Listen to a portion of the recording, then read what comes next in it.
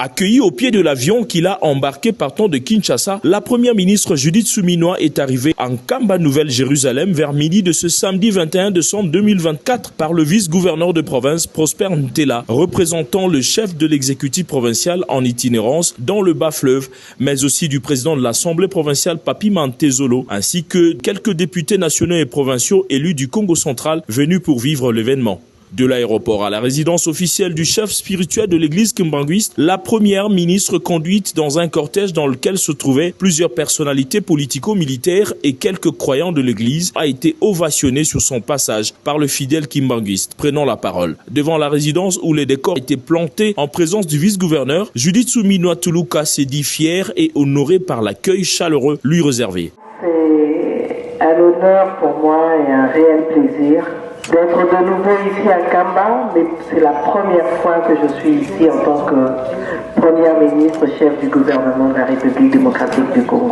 Et c'est un honneur pour nous d'avoir pu bénéficier de cet accueil de la part de Papa Simon, chef spirituel, sa divinité, ainsi que de vous tous. J'en profite aussi pour vous remettre les salutations de son Excellence Monsieur Félix Antoine Tshisekedi Tshilombo, chef de l'État, qui évidemment m'a donné l'autorisation de pouvoir me rendre ici dans la Terre Sainte.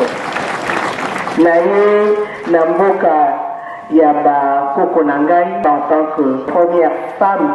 première ministre ressortissante de cette terre. Le chef spirituel de l'église kimbanguiste, Papa Simon Kimbangu Kiangani, ému de cette visite officielle, a jugé cette journée bénie par Dieu et promet de faire savoir à son hôte les secrets de la prophétie dite par sa divinité Simon Kimbangu en 1921 sur l'homme noir.